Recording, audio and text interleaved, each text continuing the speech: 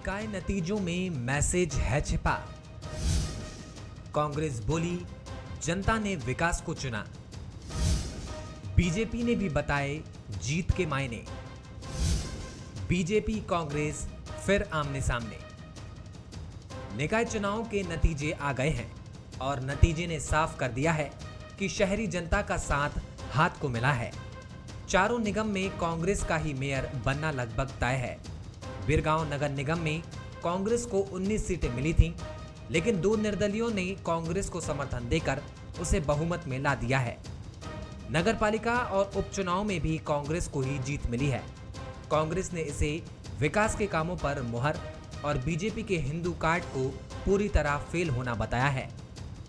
देखिए, हमारा मुख्य एजेंडा विकास का था। जिस प्रकार से माननीय मुख्यमंत्री जी ने प्रदेश में विकास कराया और विशेष रूप से और भी जो विकास के कार्य हुए हैं उसकी वजह से ही हमको जीत मिली है। भाजपा, कुल मिलाकर भाजपा का एजेंडा, भाजपा का चुनावी आधार सांप्रदायिकता का था।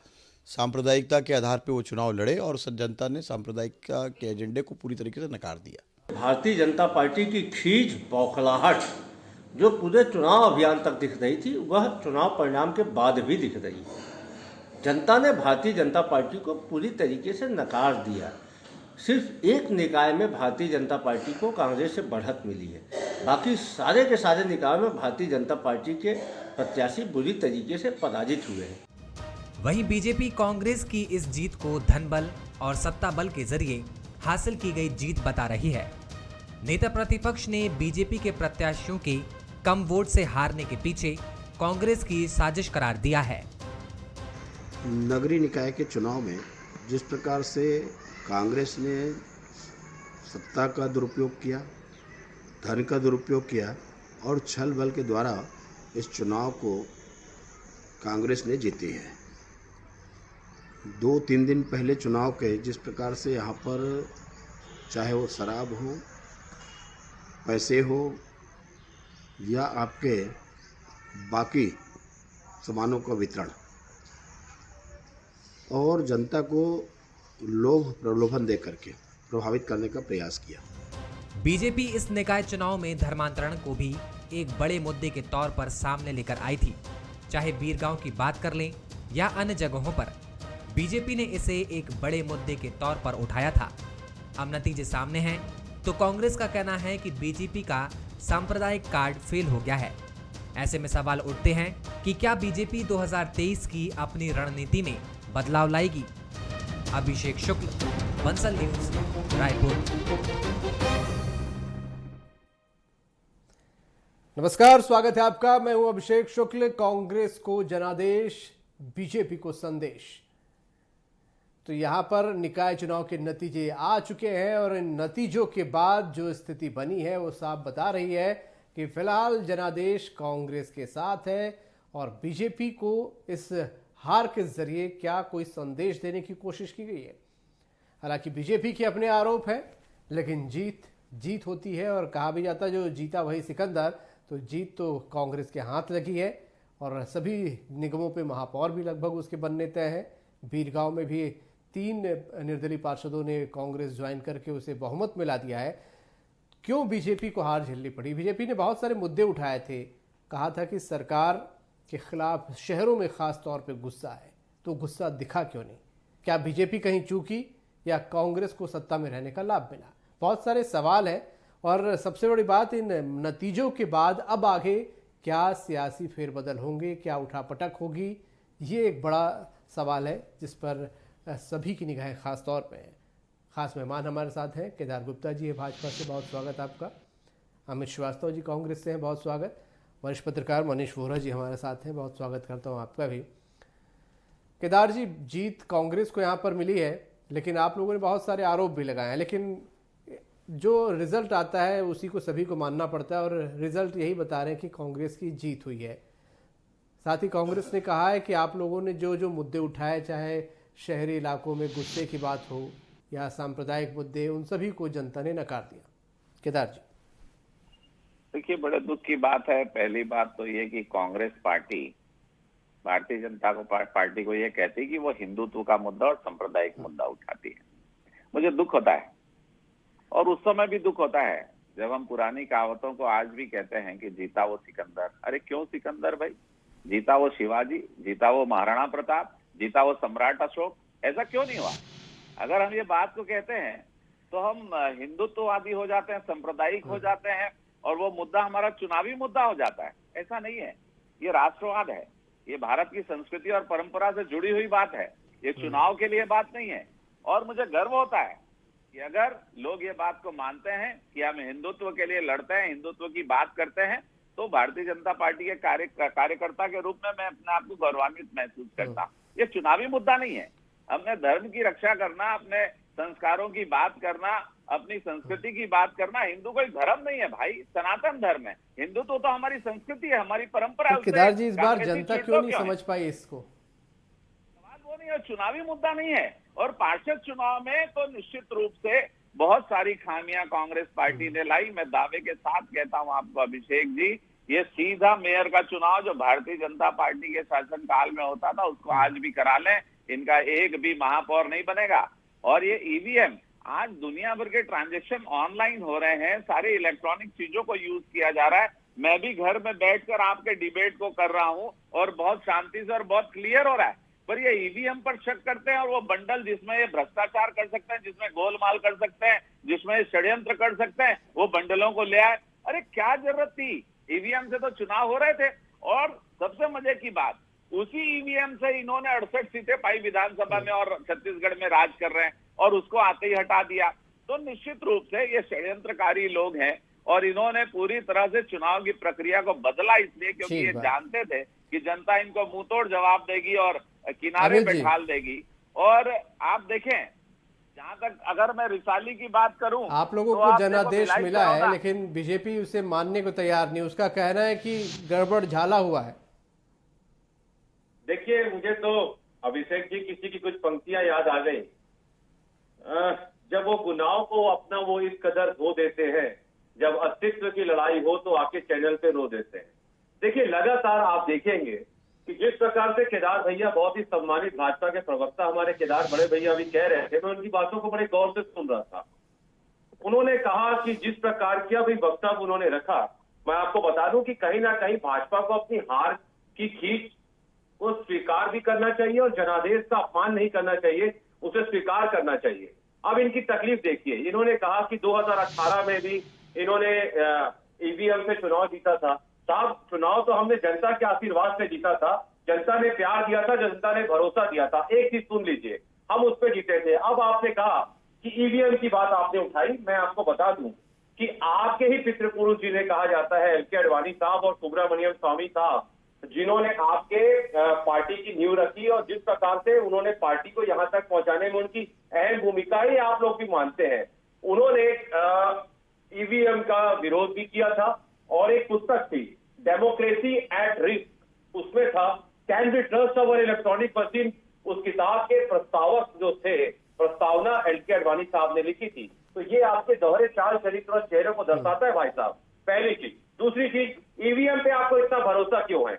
अगर बैलेट से चुनाव होता है और आप हार जाते हैं तो आपको खींच होना स्वाभाविक है, लेकिन आपने कहा आप हिंदुत्व की बात कर रहे थे। मैं आपको बड़े गौर से बता दूं, आप बड़े विद्वान व्यक्ति हैं, लेकिन मैं आपको बता दूं केदार भैया की बात अगर हिंदू की आएगी तो मैं भी सनातन धर्म को मानने वाला हिंदू हूं और मुझे बड़ा गर्व है मेरे हिंदू होने पर। लेकिन हिंदू होना, भाजपा को सपोर्ट करना ही हिंदू होना नहीं है, पहली चीज।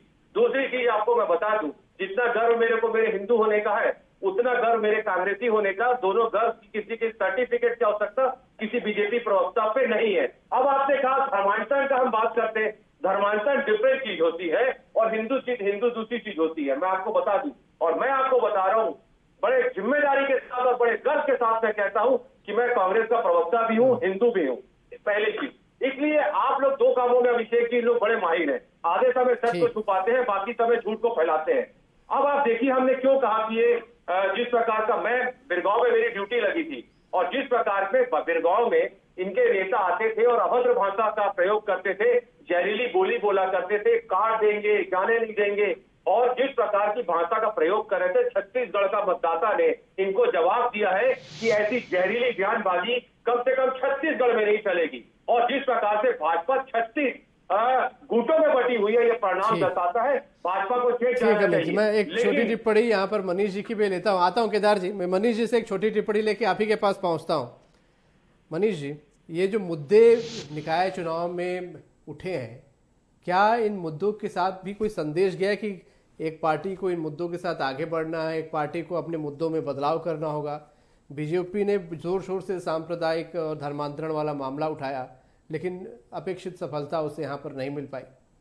निश्चित रूप से अभिषेक जी, जो बातें आप कह रहे हैं वो 100% सत्य है कि भारतीय जनता पार्टी जिन मुद्दों को लेकर के आई, जिन चीज़ों की बात करी थी, लगातार जिन चीज़ों को वो उठा रही है और उसी मुद्दे पर उन्होंने चुनाव लड़ा। देखिए, सबसे महत्वपूर्ण चीज़ ये है कि नगरीय निकाय सबसे छोटा चुनाव होता है और इन चुनाव में जनता की जो मूलभूत आवश्यकता है, उसको सफाई चाहिए, उसको पीने के लिए पानी चाहिए और उसको सड़कों पर लाइट चाहिए।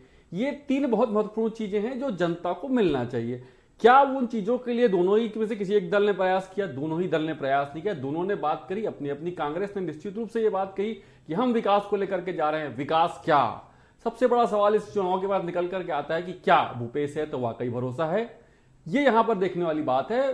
भूपेश बघेल जिस बात को लेकर के चुनाव लड़ रहे हैं पहले दिन से, वो था नरवा गरवा गुरवा बाड़ी। ये जो 4 बातों को लेकर के वो आ रहे थे, जिस पर जिसके आधार पर उन्होंने पूरे विकास की रचना को रचा और जिस प्रकार से उन्होंने विकास की दिशा को दिया, उसको देखते हुए यदि हम बात करें तो यदि 4 जगह को छोड़ दें, 4 नगर पालिका के जो चुनाव हैं उनको यदि हम छोड़ दें, तो बाकी जो पूरे क्षेत्र थे इस यहाँ के, वो सारे के सारे क्षेत्र जो है वो कस्बाई इलाकों से आते हैं और वहां पर अधिकांश किसान बसते हैं और उन किसानों ने मतदान किया है। उसके बाद में यदि हम परिणाम देखते हैं तो जो परिणाम आ रहे हैं नगर पंचायतों में, निश्चित रूप से कांग्रेस को बड़ी सफलता मिली है, मगर नगर पालिका और नगर निगम में जो हम देखेंगे, जो सीटों का जो रुझान चल करके आया, जहां पर नगर पालिका में देखें तो 3 जगह 40 सीटें हैं, 40 में से 19-20 सीटें मिली है कांग्रेस को। और यदि हम बात करें नगर निगम की तो वहां पर यदि हम देखें तो 20 में से 11, 10 या 9 सीटें कांग्रेस को मिली है। तो ये जो स्थिति है, ये जो संदेश जनता का जो जा रहा है सीधे तौर पर, वो न तो मुझे कांग्रेस के पक्ष में नजर आता है, ना भारतीय जनता पार्टी के पक्ष में नजर आता है। सीधी सीधी बातें यहां पर दिखती है कि जनता की जो मूलभूत आवश्यकताएं हैं,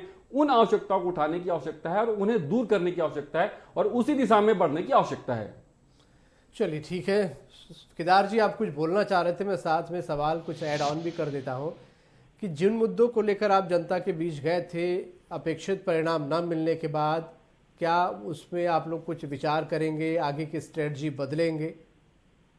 आप समझ रहे हैं मैं किन मुद्दों की बात कर रहा हूँ? निश्चित रूप से भारतीय जनता पार्टी की सतत प्रक्रिया है चिंतन मनन, और अगर किसी बात की कोई कमी रह गई है तो बैठक में बातचीत होगी और आगे हम पूरे जोश के साथ फिर से लड़ेंगे। पर ये कहना, जैसे मनीष जी ने कहा, मैं उनकी बात का पूरा समर्थन करता हूं कि हम देखते हैं कि अगर रिसाली में 40 सीट है तो कांग्रेस के हिस्से में सिर्फ 21 आती है, तो कौन सा ये बहुत ज्यादा बहुमत हो गया? भिलाई चरौदा में 40 है तो उनको 19 मिलती है, बिरगांव में उसको 19 सीट पर संतोष करना पड़ता है और ये कहते हैं कि हमारे विकास की जीत है। अरे भाई, आधे से भी दूर रह गए आप, और आपको विधानसभा में 70 सीटों के साथ जनता ने बिठाला है। तो निश्चित रूप से कांग्रेस का ग्राफ बुरी तरह से गिरा है। ये भले कहते रहे खरीद फरोख्त और बंडलों की गिनती के आधार पर कि हमें बहुमत मिल गया। अरे आप देखें, खैरागढ़ में एक जगह तो कांग्रेस हारी थी, उसको रिकाउंटिंग के लिए एप्लीकेशन कराया, 1 वोट से जिता दिए। ये क्या है? बिरगांव में 11 नंबर में वार्ड की बात करता हूँ, उसकी पेटी खोली हुई मिली, आपत्ति की गई तो बोले नहीं 25 वोट से हारे हैं इसलिए इसका कोई अवसर नहीं आएगा। मैं वहीं पर था। और ये विकास की बात करते हैं तो सिर्फ मैं बिरगांव नगर निगम की बात करूं तो डॉक्टर रमन सिंह जी ने बिरगांव नगर निगम का निर्माण कराया और 300 करोड़ रुपए वहां के विकास के लिए दिए। अब 3 वर्षों में कांग्रेस पार्टी ने सिर्फ 10 करोड़ रुपए की घोषणा की है, 1 रुपया नहीं गया है। तो विकास जितने हुए हैं वो भारतीय जनता पार्टी के काल के हैं, जिसका आज जनता सुख भोग रही है। और रास्ता है, पानी है, ये सारा डॉक्टर रमन सिंह की सरकार का किया हुआ है। और ये मैं फिर से कहूंगा, सरकारी तंत्र का दुरुपयोग करना, शराब बांटना, पैसे बांटना, अधिकारियों को कंट्रोल करना, रिजल्ट में केदार जी क्यों नहीं दिख पाया? ये दिख रहा है, मैं कह रहा हूं ना, चुनाव निष्पक्ष नहीं हुए। मैं कह रहा हूं पेटी खुली हुई थी। मैं कह रहा हूं कि 10 मतदाता ऐसे लाइन पर खड़े थे जहां झंझट हुई और आप सबने उसको चलाया कि 10 लोगों को जिनका वोट पहले डाल दिया गया था और वो वोट की कतार से फिर वापस वहां से आए। पर हम लोगों ने उसके लिए लड़ाई लड़ी, पर कोई सुनने वाला नहीं है। एप्लीकेशन नहीं लिया। अरे भाई, हमने विरोध किया कि एप्लीकेशन लो, वो नहीं लिया। तो मैं कहूंगा यहाँ लोकतंत्र खत्म हो चुका है और हम मांग करेंगे कांग्रेस पार्टी से, अगर कहीं विकास है तो बताएं ना। 51,000 करोड़ रुपए का कर्ज 3 साल में ले लिया, बारदाना नहीं है इनके पास अमित जी। चावल खरीदने के लिए। कौन सा विकास है? अमित जी, कहाँ ये का विकास जीत है? जरूर कैसा है, विकास है? क्या लेकिन विकास जैसा की कि परिभाषा है? भाजपा भी कह रही है कि एक तरफा जीत इसे नहीं कहेंगे, आप क्या कहते हैं? देखिए, मैं तो तथ्यों पे बात करने वाला व्यक्ति हूँ, आप बेहतर जानते हैं। और मैं केदार भैया का बड़े भाई हैं, लेकिन उन्होंने गलत स्टेटमेंट दिया कि बिरगांव में काम नहीं हुआ। मैं आपको बता दूं, बिरगांव की जनता की जल आपूर्ति के लिए सिर्फ एक ही योजना, 104 करोड़ की योजना वहां पर काम चल रहा है। और उसी प्रकार रामाभाटा में खेल मैदान के लिए एक 1.10 करोड़ रुपए, और उड़तुरा में 50 लाख का मिनी स्टेडियम, और ऐसे अनगिनत काम मैं गिना सकता हूँ अभिषेक जी, क्योंकि मैंने वहां पर प्रचार भी किया है। 104 लेकिन करोड़ एक मिनट भैया, योजना let का me है जो complete my मोदी word, जी का आया please, है। please, एक मिनट रुक जाइए। देखिए, अभी भैया ने कहा लोकतंत्र का, भैया ने बात किया।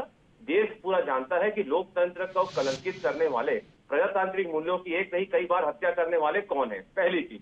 दूसरी चीज, भैया ने कहा कि मैं इसे जीत मानता हूं, जीत नहीं मानता, क्योंकि 40 में अगर 21 मिलता है तो मैं इसे जीत, वो वैसे एक तरफा जीत नहीं कहता। अब देखिए, जो मैं कहता हूं ना कि भाजपा के प्रवक्ता 2 कामों में माहिर है अभिषेक जी। आधे समय सच को छुपाते हैं और आधे समय झूठ को फैलाते हैं। पूरे देश में जब चुनाव होता है, इनको सिर्फ 32% वोट मिलता है 26 पार्टियों के साथ। ये कहते हैं मोदी लहर चल रही है साहब, मोदी जी की आंधी आ गई है, मोदी जी की सुनामी आ गई है 32% वोट पे। मतलब इट मीन्स कि 68% वोट जो है वो इनके पास आज भी नहीं है। लेकिन अगर हम 50% से ज्यादा चुनाव जीत के आते हैं तो ये कहते हैं वैसी लहर नहीं है साहब। तो ये क्या है, जनता सारी चीजों को समझ रही है। और जिस प्रकार से अभी मनीष भैया ने कहा, हम विकास के मॉडल को लेके गए थे, जनता ने उस विकास को, और एक मॉडल जिसे हम कहते हैं छत्तीसगढ़ का मॉडल अब देश में चलेगा, और वो महत्वाकांक्षी योजना और जो विश्वास पात्र योजना जो हमारी है छत्तीसगढ़ का मॉडल, जनता ने उस पर मुहर लगाई है। अब भाजपा के नेता अगर उस पर तिलमिलाए तो मुझे इस पर कुछ नहीं कहना है अभिषेक जी। मैं तो इतना ही कहूंगा, दर्द पूरा बदन है छलनी, दर्द बेचारा परेशान है, कहां से उठे।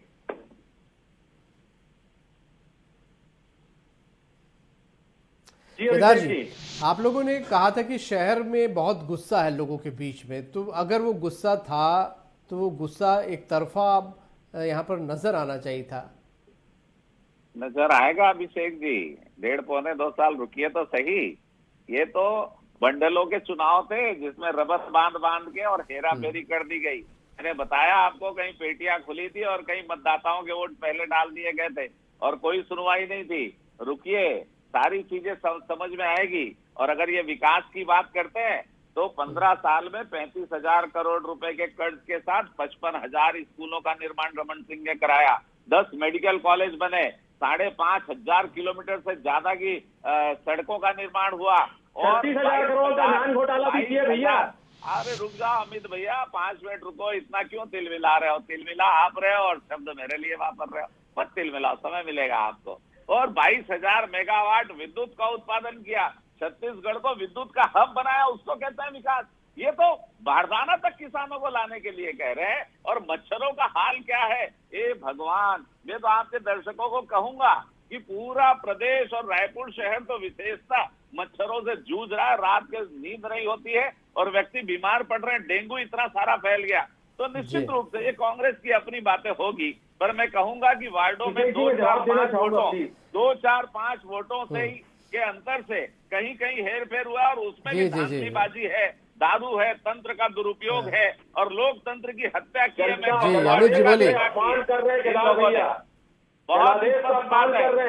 मैं मौजूद था और विकास की बात तो जनता देख रही है, आपका विकास। अरे दामन रोड में टिकट चिपकाने के पैसे नहीं है आपके पास। अगर चौक चौराहों का सौंदर्यीकरण हो रहा है तो वो भी स्मार्ट सिटी के पैसे से हो रहा है। केदार जी, कौन से रोड का जवाब मुझे सुन लेते बताइए। हैं, अमित जवाब दे रहे हैं। नहीं बना पाए आप, कहीं पर पैच रिपेयरिंग नहीं कर पा रहे हैं। जी अभिषेक जी, देखिए, अगर इतना ज्यादा ये विकास करते, जनता बेहतर समझती है सारी चीजों को। जी देखिए, मैंने कहा ना, 1-2 नहीं, पूरा बदन है छलनी, दर्द बेचारा कहाँ परेशान है, कहाँ से उठे। वो भाजपा के सम्मानित प्रवक्ता का दर्द दिख रहा है। देखिए, मैं आपको बताना चाहता हूं कि जो विकास का मॉडल, छत्तीसगढ़ का जो मॉडल है, अब वो इस देश में चलेगा अभिषेक जी। और जनता ने हमारे कामों पे मुहर लगाई है। इन्होंने एक आरोप पत्र लाया था, जनता ने उसे भी नकार दिया। धर्मांतरण को मुद्दा बनाने का प्रयास किया था, और ये जो कह रहे थे कि धर्मांतरण का विरोध मतदाता सूची जिसमें हुई है, जिसमें मतदान हुआ है, मैं आपको बता दूं 2016 में इनके कार्यकाल में ही बना था। और लगातार आप जिस प्रकार की बात अभी केदार भैया कह रहे थे, अगर इतना अच्छा बेहतर आप काम करते, विश्वास रखिए। और आपने अभी कहा हे भगवान मच्छर, तो आप मोदी जी को डिनाई कर रहे हैं, मोदी जी का विरोध कर रहे हैं, क्योंकि केंद्र की सरकार 3 साल से सत्ता के साथ छत्तीसगढ़ को लगातार अवार्ड दे रही है। 3 साल के कार्यकाल में 41 फिगर अवार्ड। तो मतलब आप कहीं ना कहीं मोदी जी को विरोध कर रहे हैं। देख लीजिए भैया, शाह और सहसा का देश से विरोध करने का हिम्मत अगर आप छत्तीसगढ़ में है भाजपा नेताओं में, तो मुझे मनीष जी से एक टिप्पणी ले लेता है। मैं मच्छर पे भी आपको अवार्ड दे रहा हूँ, एक तो वो भी नोट कर लो। मनीष जी से एक टिप्पणी लूंगा। मनीष जी 2-3 चीजें उसको भी संभाल के रख लो। जनता के जनादेश का सम्मान करिए साहब, जनता के जनादेश का सम्मान मुद्दे थे, सांप्रदायिक मुद्दे की बात हुई यहाँ पर कि धर्मांतरण का मुद्दा उठा, क्या उस आधार पर वोट बढ़ाने या जनता ने उस मुद्दे को खारिज किया? आप जैसा बोल रहे हैं कि विकास के मुद्दे पर या छोटे चुनाव होते हैं तो स्थानीय मुद्दे पे लोग जाते हैं। दूसरा, भाजपा के कई बड़े लोगों को इसमें प्रभार मिला था, क्या उनके विषय में भी अब पार्टी कुछ विचार करेगी? ये आखिरी मौका था, इस तरीके से भी देख सकते हैं जो चर्चाएं चल रही। निश्चित रूप से अभिषेक जी, आपकी बात से मैं सहमत हूं कि जो आप कह रहे हैं कि भाजपा के बड़े नेताओं को प्रभार मिला था, निश्चित रूप से हम बात करें बृजमोहन अग्रवाल की, जिसे भारतीय जनता पार्टी चुनाव जिताऊ नेता के रूप में जानती है, जो भी चुनाव वो लड़ते हैं वो जीतते हैं, ये कहा जाता है। उसी प्रकार हम बात करें प्रेम प्रकाश पांडे, अमर अग्रवाल, सरोज पांडे केंद्रीय नेता हैं, और इस प्रकार के अमर अग्रवाल जैसे तमाम जो बड़े नेता हैं इनको प्रभार दिया गया था। धर्मलाल कौशिक भी प्रभार दिया गया था। ये तमाम जो भारतीय जनता पार्टी के बड़े नेता हैं जिन्होंने 15 साल सत्ता में रहा है और लंबे समय तक संगठन का भी अनुभव इनके पास में रहा है, इन लोगों ने चुनाव की कमान संभाली थी। और उसके बाद जो परिणाम देखने को मिला है, और जिस प्रकार से कह रहे थे कि धर्म का आपने बोला कि धर्मांतरण का मुद्दा, उसके बाद आपने और भी दूसरे मुद्दों पर बात करी, तो जो सारी बातें निकल करके आ रही है, ये सारी चीजें यदि भारतीय जनता पार्टी के पक्ष में थी तो परिणाम फिर कांग्रेस के पक्ष में क्यों गया? जबकि आप कहते हैं हमारा संगठन अच्छा काम कर रहा था, हमारे बड़े दिग्गज नेता वहां पर लगे हुए थे, उसके बावजूद भी अपेक्षित परिणाम नहीं निकल पाया। एक थोड़ा सा मैं टाइम और लूंगा, यदि हम थोड़ा सा फ्लैशबैक में जाते हैं तो हम देखते हैं इसके पूर्व प्रदेश में भारतीय जनता पार्टी की सरकार थी, केंद्र में कांग्रेस की सरकार थी, और कांग्रेस की सरकार भाजपा की सरकारों को लगातार प्रदेश के कामों के लिए अवार्ड देती चली आ रही थी, और यही स्थिति वहां पर थी। और अभी जैसा कि अमित जी कह रहे थे, उसके बाद एक और बात हम करते हैं कि इसके पहले जब 2016 में चुनाव हुए थे, उस समय यदि हम बात करें तो भारतीय जनता पार्टी की प्रदेश में सरकार थी और नगरीय निकायों में भारतीय जनता पार्टी ने अच्छी जीत दर्ज करी थी। उसके बाद में भारतीय जनता पार्टी के तत्कालीन प्रदेश अध्यक्ष, जो वर्तमान में नेता प्रतिपक्ष हैं, धर्मलाल कौशिक, उन्होंने ये कहा था कि ये जो स्थिति है, ये जो चुनाव में जो परिणाम आए हैं, और एक इसमें महत्वपूर्ण चीज ये है कि वो जो चुनाव हुए थे वो नोटबंदी के 50 दिन के बाद में हुए थे, और उसी समय नेता प्रतिपक्ष अभी जो है वर्तमान में और उस समय प्रदेश अध्यक्ष थे भारतीय जनता पार्टी, उन्होंने कहा था कि नोटबंदी को जनता ने स्वीकार किया है, उसको हाथ हाथ उठाया है, जनता ने नोटबंदी पर मुहर लगाई है। और इसके साथ उन्होंने ये भी कहा था कि वर्तमान जो भाजपा की सरकार है उसके कार्यों पर जनता ने मोहर लगाई है, और ये जनता ने तय कर दिया है कि भारतीय जनता पार्टी प्रदेश में चौथी बार सरकार बनाने जा रही है। लेकिन उसके बाद विधानसभा चुनाव के जो परिणाम निकल करके आए, उसमें भारतीय जनता पार्टी को बहुत करारी हार का झेलना पड़ी। ये जो परिस्थितियां हैं ये बताती हैं कि वर्तमान जो जनादेश मिला है, उस जनादेश को हम सीधे तौर पर कांग्रेस के पक्ष में भी नहीं माना जा सकता, और उसे भाजपा ने जो मुद्दे उठाए उस पर भी हम ये नहीं कह सकते कि जनता ने सहमति नहीं दी है। ठीक है, तो बहुत सारे संकेत भी आपने इन बातों के जरिए दिए हैं। आज समय पास इतना ही था। बहुत शुक्रिया आप सभी के इस चर्चा में शामिल होने के लिए। तो निकाय चुनाव के परिणाम आ चुके हैं, निकाय चुनाव के परिणाम आ चुके हैं। कांग्रेस के पक्ष में सारे परिणाम यहाँ पर लगभग गए हैं। चारों जगहों पर कांग्रेस महापौर बनाने की स्थिति में है। तो क्या भाजपा के मुद्दों को जनता ने नकारा है, या विधानसभा के चुनाव बिल्कुल अलग होंगे? बहुत सारी चीज़ें हैं जिन पर ये दिग्गज अपनी अपनी पार्टियों में मंथन करेंगे, और मंथन करने के बाद हो सकता है इसके बाद एक नई रणनीति के साथ दोनों ही दल आगे बढ़े। आज का मुद्दा में इतना ही। नमस्कार।